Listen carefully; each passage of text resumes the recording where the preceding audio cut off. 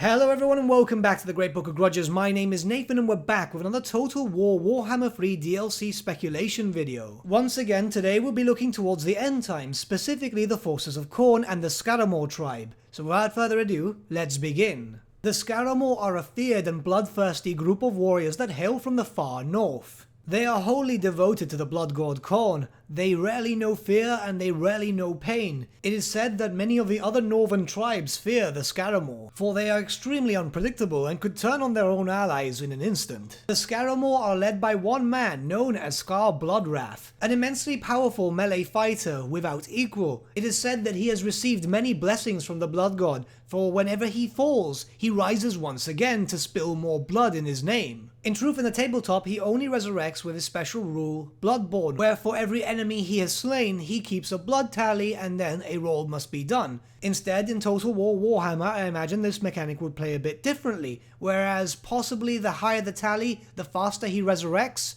because normally when you lose a hero, as you guys are aware, they normally take a few turns to resurrect, but given a high tally, he could probably resurrect instantly, similar to how Morgor the Shadowgave does. Skarr leads two different types of units, the first being the Skull Reapers and the second being the Wrathmongers.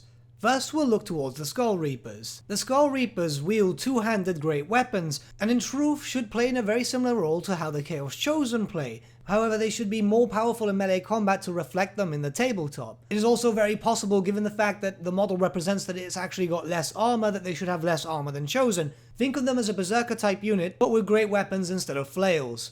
Those would actually be the Wrathmongers, which are a very similar unit to the Skull Reapers, however instead of great weapons they carry flails, paired flails with that. They should be incredibly fast in combat and be able to destroy enemy lines very quickly, but they wouldn't be very heavily armored. The best way to actually use this unit would probably be going through your enemy's flanks, but I imagine that this unit and the Skull Reapers would actually have the anti-infantry trait. Unfortunately, that's all we have in terms of unique units, and instead we actually have 3 reskin units coming into this book, which are 3 new variants of Bloodthirster. First we have the Bloodthirster of Unfettered Fury. This greater demon wields an axe, a whip, and heavy armor. He's pretty much just a buffed up variant of the actual Bloodthirster. The same would go for the other variant, the Bloodthirster of Insensate Rage, which actually just carries a great weapon and heavy armor. The only variant of the 3 which could be considered different from the original would be the Wrath of Khorne Bloodthirster. The Wrath of Khorne Bloodthirster is actually a bit stronger in close combat. It also has a breath attack weapon, which would be rather interesting for a Khorne unit. Unfortunately, that's pretty much it in terms of Khorne. You can see that Nurgle had the biggest pick here when it came to new units. However, I think we can all agree that these units are actually quite visually good looking and they would look great in Total War Warhammer. But what do you guys think? Let me know your thoughts in the comments below and let's start a little bit of a discussion, shall we?